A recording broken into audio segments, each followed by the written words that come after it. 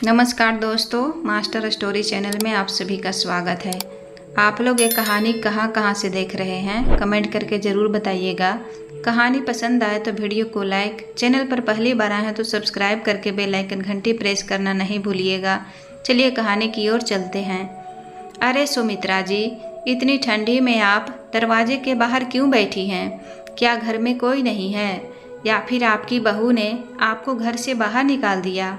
हाँ भाई, पढ़ी लिखी और पैसे वाले घर की बहू लाओगी तो ऐसा ही होगा, सुमित्रा जी की पड़ोसन शकुंतला जी कहती है। तभी दूसरी पड़ोसन सुनैना जी बोली, अरे बहन, अब यह क्या ही बोलेगी, दूसरों के सामने तो बहुत अच्छी बनी रहती है, पर हमारी रसोई की खिड़की की दीवार तो इनकी खिड़की से लगी हुई है, पूरे दिन आवाज़ आती रहती है। उनकी बहू तो घर का ये काम नहीं करती, सारा काम इनसे ही करवाती है। ये कहकर कि मैं बड़े घर की बेटी हूँ और आपने ही तो कहा था कि बहू नहीं बेटी बनाकर रखेंगे, तो अब भुगतो। कोई बहू अपनी सास से ऐसी बात करती है, पर हमें क्या, हमारा तो मनोरंजन हो जाता है। इतना कहकर दोनों ठहाका लगाते हुए वहाँ से चली गई। उन दोनों की बातें सुमित्रा जी के कानों में हथौड़े की तरह पड़ने लगी और वो सोचने लगी कि क्या वो सच में इतनी कमज़ोर है। कल तक तो उनकी बहू उन्हें बातों से परेशान करती थी, आज उसे पता था कि सुमित्रा जी मंदिर गई है, तब भी वो घर बंद करके घूमने चली गई। बेचारी सुमित्रा जी अपनी साड़ी के पल्लू से अपने आप को ठंडी से बचा रही थी और पड़ोसियों की बातों को सोच रही थी, पर ठंडी इतनी थी कि कितना बचती। कल की आई हुई बहू उन्हें एक पल भी चैन से नहीं रहने देती थी। उन्होंने निर्णय कर लिया, अब तो अपने लिए कदम उठाना ही पड़ेगा। सोचते सोचते वो उन दोनों को याद करने लगी जब उनकी बहू नई नई ब्याह कर घर आई थी और कुछ ही दिनों में अपने रंगत दिखाने लगी। एक रोज़ घर में जब कोई नहीं था और सुमित्रा जी आराम कर रही थी, तभी उनकी बहू रेनू एक गिलास पानी उनके चेहरे पर फेंकते हुए बोली, मम्मी जी, ओ मम्मी जी, उठो, कितना सोती हैं? मुझे बहुत ज़ोरों की भूख लगी है और आप हैं कि घोड़े बेचकर सो रही हैं। ये नहीं कि शाम हो गई है तो चाय के साथ कुछ बना कर ही खाने को दे दूं। पता नहीं मेरे माँ बाप ने क्या सोचकर मेरी शादी आपके घर में कराई थी। अब मेरा मुंह क्या देख रही हैं? जल्दी से कुछ सैंडविच या पकौड़े बनाकर मुझे खाने को दीजिए, उसके बाद एक अदरक वाली चाय बना दीजिएगा। सुमित्रा जी हक्की बक्की रेनू को देखते रह गई, क्योंकि वो इतनी चालाक थी। जब भी सुमित्रा जी अपने पति या बेटे को उनके बाद में कुछ बताती, वो अपने आप को ऐसी सीधी साधी सती सावित्री दिखाती कि वो उन पर विश्वास नहीं कर पाते। सुमित्रा जी बोली, बहू, कुछ तो मेरी उम्र का लिहाज करो, मैं तुम्हारी माँ की उम्र की हूँ। क्या तुम अपनी माँ से भी ऐसे ही बात करती हो और अपनी सोई हुई माँ को ऐसे ही जगाती थी? रेनू बोली, ओ हेलो, मेरी माँ से खुद को कंपेयर मत करो। कहाँ मेरी माँ और कहाँ आप, गवार जैसी दिखने वाली औरत। याद रखना, अगर अपने बेटे और पति को सही सलामत देखना चाहती हो तो जैसा मैं कहती हूँ करती जाओ, वरना किसी दिन कंप्लेन कर दूँगी, ना कि तुम्हारा बेटा मुझे टॉर्चर करता है और तुम्हारा पति मुझ पर बुरी नज़र डालता है, तो जेल में दोनों सड़ेंगे और पुलिस को आने में देर नहीं लगेगी। अब जाओ रसोई में। इतना कहकर रेनू टीवी देखने चली गई। धीरे धीरे समय बीतने लगा, करीब 1 साल हो गए। कैसे कोई यकीन करता कि 12 महीने पहले आई नई बहू अपनी सास को इतना परेशान कर सकती है। धीरे धीरे सुमित्रा जी के पति मनदीप बाबू को भी दिखने लगा। एक रोज़ सुमित्रा जी जब कंघी कर रही थी तो अचानक मनदीप बाबू बोले, तुम आजकल चोटी क्यों नहीं बांधती हो और पूरा दिन बाल खोलकर क्यों रखती हो? सुमित्रा जी ने उनकी बात को अनसुना कर दिया। तभी उनकी नज़र उनके गर्दन पर पड़ी जो पूरी काली हो रखी थी। जब मनदीप बाबू ने पूछा तो सुमित्रा जी की आंखों में आंसू आ गए और वो बोले, अब क्या बताऊं आपसे। रेनू ने मुझे अपने कपड़ों में आयरन करने को कहा। जब मैंने मना कर दिया तो उसी आयरन को गर्म करके उसने मेरे गर्दन पर रख दी और ये कहा कि आज के बाद मैं बाल नहीं बांधूंगी, वरना किसी को अगर पता चला कि ये कैसे जला तो आप दोनों को जेल भिजवा देगी। कहते कहते सुमित्रा जी रोने लगी। मनदीप बाबू बोले, मुझे माफ़ कर दो सुमित्रा, मैंने तुम्हारी बात पर यकीन नहीं किया। उल्टा मैं तुम्हें ही समझाता था कि बहू के साथ बेटी जैसा व्यवहार रखो। आज भी मुझे याद है वो दिन जब उस रात तुमने मुझे कहा था। कहते कहते मनदीप बाबू और सुमित्रा जी उस दिन को याद करने लगे। पहली बार सुमित्रा जी ने मनदीप बाबू से रेनू की शिकायत की थी। सुनो जी, देखो ना, शाम के 6 बज गए हैं, रेनू अभी तक बाजार से लौट कर नहीं आई है। ना जाने इतनी देर बाजार में क्या कर रही है। सुबह के 10 बज गए, मार्केट गई है, अभी तक उसका कोई अता पता नहीं है। कई बार फ़ोन लगा चुकी हूँ लेकिन फ़ोन भी नहीं उठाती है। बहू की यही आदत मुझे बिल्कुल अच्छी नहीं लगती है।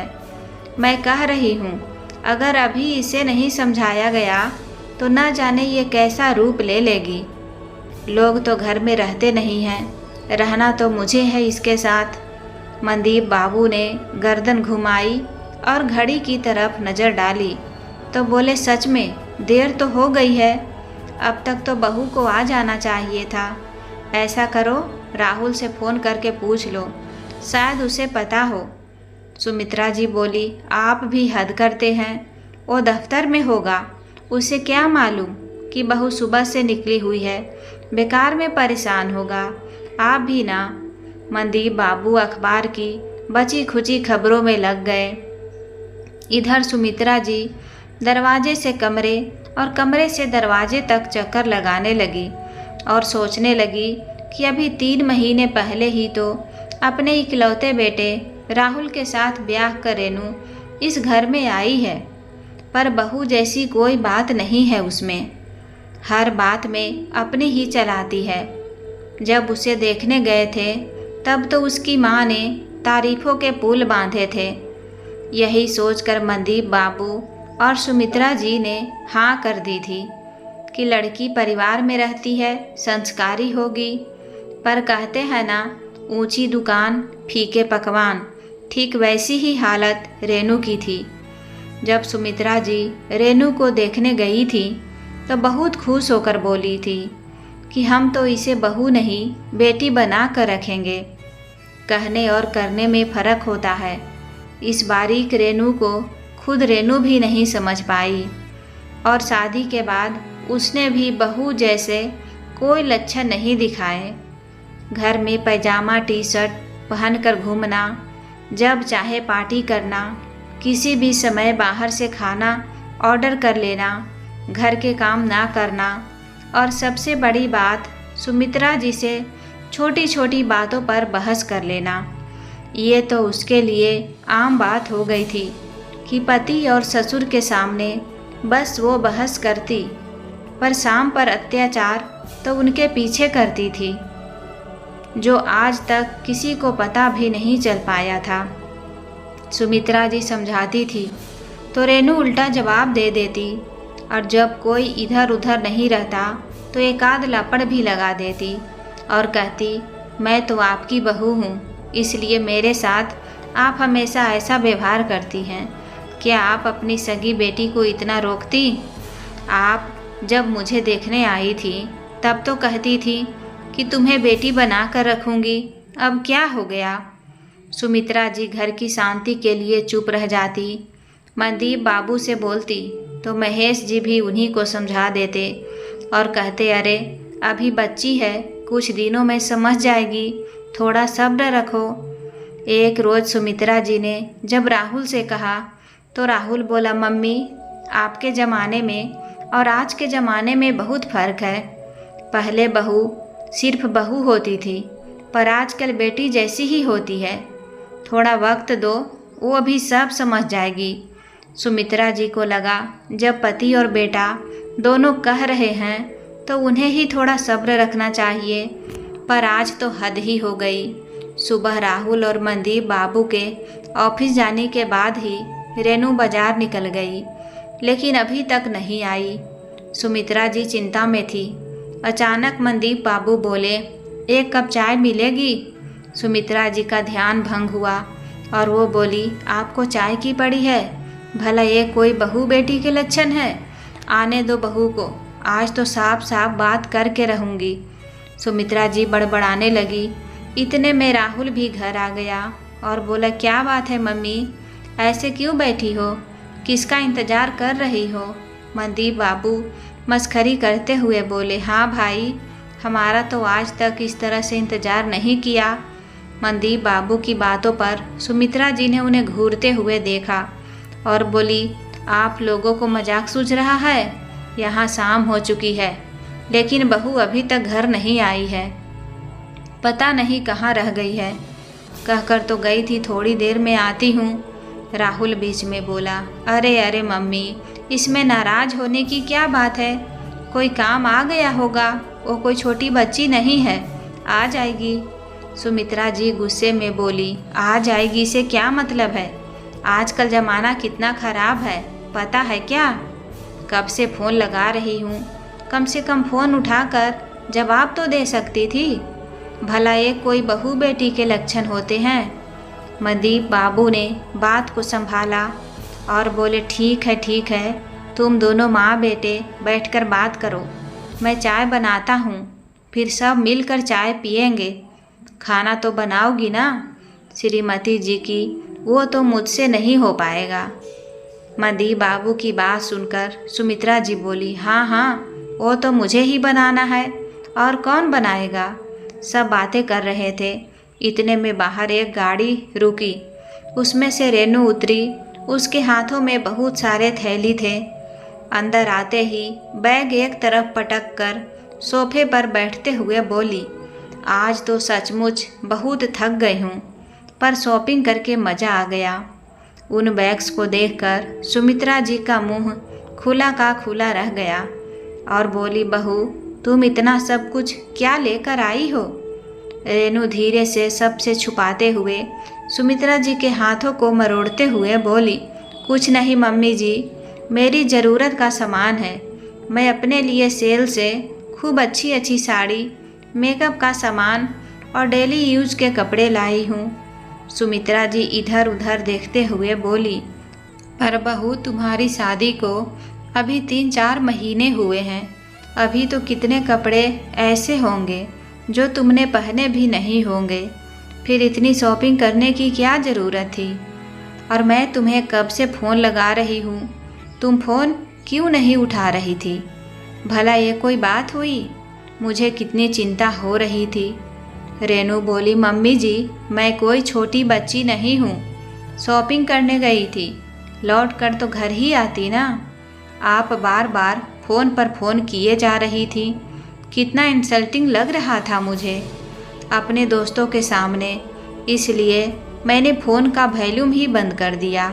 और रही बात शॉपिंग की, तो मुझे जिन जिन चीज़ों की ज़रूरत थी वो मैं ले आई, इसमें इतना बिगड़ने वाली कौन सी बात है? मेरी माँ तो मुझे कभी नहीं रोकती टोकती थी। सुमित्रा जी बोली, बेटा तुम्हारी मम्मी ने तुम्हें कभी रोका नहीं, क्योंकि वो तुम्हारा मायका था, वहाँ तुम बेफिक्र होकर रहती थी, मन किया तो काम किया, नहीं किया तो छोड़ दिया। 2 भाभियाँ थी, तुम्हारी सब संभाल रही थी, पर ये तो तुम्हारा ससुराल है ना। तुम खुद यहाँ एक बहू हो, वो भी इकलौती। इस घर का भला बुरा तुम्हें ही तो सोचना है। आखिर अपनी जिम्मेदारियाँ तो कब उठाओगी?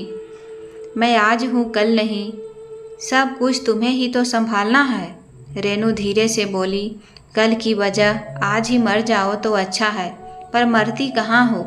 देखिए मम्मी जी, फिर तो आपको शादी से पहले मुझे बोलना ही नहीं चाहिए था कि हम तुम्हें बहू नहीं बेटी बना कर रखेंगे। इतनी रोक टोक तो कभी मुझ पर मेरी मम्मी ने भी नहीं की थी जितना आप टोकती रहती हैं। मुझे नहीं बैठना आप लोगों के साथ। इतना कहकर रेनू पैर पटकते हुए अपने कमरे में चली गई। सुमित्रा जी उदास होकर बेटे की तरफ देखी तो बेटा उल्टा माँ को ही समझाने लगा, क्या मम्मी आप भी हर समय उसके पीछे ही पड़ी रहती हैं? अरे इतना परेशान करोगी तो एक दिन वह आपके पीछे पड़ जाएगी। फिर मुझसे शिकायत मत करना कि बेटा देखो बहू मुझे मारती पीटती है। अरे चील करो, क्यों सास बन रही हो? और 7 ही तो बजे हैं, आ तो गई ना टाइम से। यही आपकी बेटी होती तो क्या आप उसके साथ भी इस तरह से बात करती? अपनी बात पूरी करके राहुल भी अपने कमरे में चला गया। सुमित्रा जी को बहुत बुरा लगा। उदास मन से सुमित्रा जी कमरे में आ गई और पलंग पर बैठ गई। उन्हें इस तरह उदास देखकर मनदीप बाबू बोले, सुमित्रा तुम्हें नहीं लगता कि तुम रेनू की सास बनने की कोशिश कर रही हो? अभी बाहर जो भी हुआ, क्या उससे घर की शांति भंग नहीं होगी? बेवजह क्यों सीन क्रिएट करना है? सुमित्रा जी बोली, आपको भी यही लगता है कि गलती मेरी है? बहू का यूं लेट तक आना, मेरा फ़ोन न उठाना, घर की कोई जिम्मेदारी ना लेना, ये गलत नहीं है? अरे क्या आपकी बेटी अगर इतनी रात को बाहर रहे तो आपको चिंता नहीं होगी? मैं भी तो उसे बेटी ही मानती हूँ, पर उसने मेरी बात का तो गलत अर्थ निकाल लिया और वह मेरे साथ कैसा व्यवहार करती है मैं आपको बता भी नहीं सकती। घर के शांति बनाए रखने के लिए मैं कितना कुछ सह रही हूँ मैं आपको बता भी नहीं सकती। कहते कहते वह रोने लगी। मनदीप बाबू बोले, अरे तुम छोटी सी बात को क्यों बड़ा बना रही हो? अगर उसे बेटी की तरह मानेगी तो खुश रहेगी। अब तुम्हारी अपनी बेटी होती तो? कहते कहते मनदीप जी चुप हो गए, पर उनकी ये बात सुमित्रा जी के दिल पर जा लगी। सुमित्रा जी उदास होकर अपना फ़ोन लेकर बरामदे में आकर बैठ गई और अपनी पुरानी सहेली पूजा से अपने मन की बातें करने लगी। पूजा बोली, देख सुषमा, बहू और बेटी के बीच में फ़र्क तो होता है, ये बात रेनू को समझनी ही पड़ेगी। और रही बात जीजा जी और राहुल की, तो जब तक इंसान को पक्का पकाया मिलता रहेगा तब तक वो हाथ पैर क्यों चलाएगा? तेरे पति और बेटे के सारे काम तू कर देती है, इसलिए उन लोगों को क्या फ़र्क पड़ेगा कि रेनू घर का काम करती है या नहीं, अपनी जिम्मेदारियां समझती है या नहीं। तुम्हें खुद ही कोई कदम उठाना पड़ेगा, तभी तुम खुद की मदद कर सकती हो। तुम समझ रही हो ना मैं क्या कहना चाहती हूँ? पूजा की बात सुमित्रा जी को समझ में आने लगी। उन्होंने थोड़ी देर में फ़ोन रख दिया। मन ही मन न जाने उन्होंने क्या फ़ैसला लिया और जो एक कैब बुक की और अपने कमरे में आ गई। अपने कमरे में आकर एक बैग में अपना सारा सामान रखा, दवाई रखने लगी। सुमित्रा जी को सामान पैक करते देख मनदीप बाबू बोले, तुम सामान क्यों पैक कर रही हो? कहीं जा रही हो क्या? सुमित्रा जी बोली, हाँ मैं अपने मायके जा रही हूँ। भाई बहुत दिनों से बुला रहा था, सोची कुछ दिन वहीं रह आती हूँ। वैसे भी यहाँ मेरी किसी को ज़रूरत नहीं है। उनकी बात सुनकर मनदीप जी हैरान होते हुए बोले, अरे अचानक मायके जाने की क्या लगा रखी हो? और अभी तक तो हमने खाना भी नहीं खाया, रोटियां कौन सेकेगा? सुमित्रा जी एक पल को पूजा को याद करने लगी, फिर बोली, अरे आपकी लाडली बहू है ना, उससे बोलो।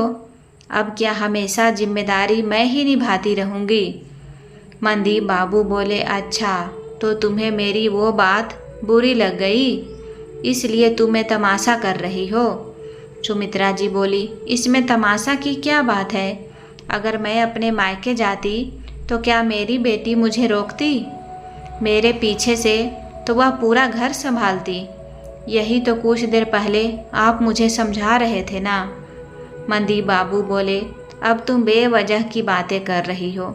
सुमित्रा जी ने मनदीप जी की बात को पूरा होने नहीं दिया और चुपचाप अपना बैग लेकर बाहर आ गई। तब तक गाड़ी भी आ चुकी थी। इतने में राहुल और रेनू भी बाहर आ गए। राहुल ने आते ही कहा, मम्मी खाना बन गया? माँ के हाथ में बैग और बाहर कैब देखकर पूछा, आप कहीं जा रही हैं क्या? सुमित्रा जी मुस्कुराते हुए बोली, हाँ बेटा, मैं कुछ दिनों के लिए तुम्हारे मामा जी के घर जा रही हूँ। बहुत दिन हो गए, मुझे बुला रहे थे, इसलिए सोचा थोड़ा चेंज हो जाएगा। इतना कहकर सुमित्रा जी बिना किसी से कुछ बोले वहाँ से रवाना हो गई। सुमित्रा जी के इस कदम से सब हक्के बक्के रह गए, लेकिन भूख तो जोरों से लगी थी। राहुल ने रेनू की तरफ देखा और कहा, अब? रेनू बोली, अब क्या, मैं भी थक कर आई हूँ, आज तुम खाना बना लो। वैसे भी तुम्हारी मम्मी सब कुछ तैयार करके तो गई होगी, तुम्हें सिर्फ रोटी ही तो बेलनी है। चलो मैं सब्जी निकाल देती हूँ। इतना कहकर वो रसोई में आई। फिर राहुल रोटी बेलता गया और रेनू अपना खाना खाकर चुपचाप रसोई से निकल गई और कमरे में जाकर सो गई। यहाँ तक कि ना रसोई साफ की और ना ही बर्तन धोई। दूसरे दिन सुबह के 8 बज गए, लेकिन किसी की नींद नहीं खुली। अचानक राहुल हड़बड़ा कर उठा और रेनू को जगाते हुए बोला, रेनू जल्दी उठो, सुबह के 8 बज चुके हैं। आज तो बहुत देर हो गई, अब तो ऑफिस के लिए पक्का लेट हो जाऊंगा। पता नहीं पापा भी उठे हैं कि नहीं। तुम फटाफट चाय नाश्ता बनाओ। राहुल भागता हुआ पिता के कमरे की तरफ गया। उधर रेनू चिल्लाने लगी, क्या तमाशा है? मम्मी जी को भी मायके जाना जरूरी था क्या? बुढ़ापे में भी मायके का शौक ख़त्म नहीं हुआ है। नींद खराब कर दी मेरी। सुबह सुबह उठकर रसोई में जाकर नाश्ता बनाऊं, यही बच गया था। राहुल जब मनदीप बाबू के कमरे में गया तो वो भी अभी तक सो रहे थे। उसने उन्हें भी उठाया और फटाफट तैयार होने को कहा। उधर रेनू रसोई में गई तो रसोई रात की ही बिखरी पड़ी थी। बर्तन जूठे थे, उसे कुछ समझ नहीं आया कि क्या बनाऊं। इतने में राहुल रसोई में आया और बोला, रेनू, काम वाली का फ़ोन आया था, वो आज नहीं आएगी, इसलिए घर की साफ सफाई भी तुम्हें ही करनी होगी। रेनू चिड़चिड़ाते हुए बोली, राहुल, मैं ये सब कैसे करूँगी? रसोई बिखरी पड़ी है, रात के जूठे बर्तन पड़े हैं, ऊपर से तुम कह रहे हो काम वाली भी नहीं आएगी। पिछले 3 दिनों से वो छुट्टी ले रही है, और कितनी छुट्टी लेगी? मुझसे नहीं होगा ये सब। या तो तुम यहाँ रुक कर मेरी मदद करो, वरना मैं भी अपने मायके चली जाऊंगी। रेनू की बात सुनकर राहुल एक पल के लिए बिल्कुल चुप हो गया और बोला, रेनू, मम्मी भी तो ये सब अकेले आज तक संभाल रही थी ना, तुम तो कभी उनकी मदद करने भी नहीं जाती थी। फिर रेनू गुस्से में बोली, मुझे नहीं पता, ये सब तुम्हारी मम्मी ने ये सब जानबूझकर किया है, बस मुझे परेशान करने के लिए। अच्छा होता मेरे आने की कुछ रोज बाद ही वो मर जाती। याद रखो, जब तक वह घर के काम काज कर रही है, मेरी बात मान रही है, तभी तक मैं शांति से रहूँगी, वरना मैं क्या करूँगी यह तुम सोच भी नहीं सकते हो। चलो हटो, मैं अपने मायके जा रही हूँ, तुम देख लो तुम्हें क्या करना है। बड़बड़ाते हुए वो अपने कमरे में चली गई। उसकी ये बात जब मनदीप बाबू ने भी सुनी तो हैरान रह गए कि उनके पीछे उनकी पत्नी कितना कुछ सह रही थी और उन्हें बताने की कोशिश भी कर रही थी, पर वह यकीन नहीं कर रहे थे। सुमित्रा सब कुछ करते हुए चेहरे पर मुस्कुराहट बनाए रखती थी, पर बहू एक दिन भी घर नहीं संभाल पा रही, जबकि वो और राहुल हमेशा उसकी मदद करते हैं। मनदीप बाबू बेटे से बोले, बेटा, मैं ऑफिस जा रहा हूँ, चाय नाश्ता वहीं कर लूँगा, आज तुम घर पर रहकर रेनू की मदद करवा दो। इतना कहकर वो बिना चाय नाश्ता किए ही रवाना हो गए। इधर रेनू ने अपनी मम्मी सुनीता जी को फ़ोन लगाया और कहा, मम्मी, मैं मायके आ रही हूँ, ममता जी बोली, आज अचानक कैसे मायके आ रही हो? सब ठीक तो है ना? रेनू बोली, यहाँ कुछ भी ठीक नहीं है। मेरी सास तो रूठकर मानो मायके जाकर बैठ गई हैं। पता नहीं लोग शादी से पहले ऐसा क्यों कहते हैं कि हम बहू को बेटी बना कर रखेंगे। सच बोलने में और करने में बहुत फ़र्क होता है। मेरी सास एक नंबर की झूठी निकली। बड़बड़ाती हुई रेनू ने कल का पूरा किस्सा अपनी माँ को सुनाया। सुनीता जी बोली, अच्छा तो तुम काम के डर से मायके आ रही हो? तुम्हें तो मेरी जैसा सास मिलनी चाहिए थी, जो बहू को डांट डपट कर एक तरफ बैठा कर रखती है। खबरदार जो तुम मेरे घर आई तो तुम्हारी बात सुनकर कहीं मेरी दोनों बहुएं बिगड़ न जाए और मेरे सर पर तांडव ना करे। रेनू बोली, मम्मी आप मुझे मेरे ही मायके आने से रोक रही हैं। सुनीता जी बोली, क्यों न रोकूं? अपनी घर संभाल नहीं पा रही हो और मेरे घर में आग लगाना चाहती हो? इज्जत से आओगी तो स्वागत है, लेकिन इस घर से लड़ झगड़ कर कभी आई तो मेरे घर के दरवाजे तुम्हारे लिए हमेशा बंद रहेंगे, समझ लो। इतना कहकर सुनीता जी ने फ़ोन रख दिया।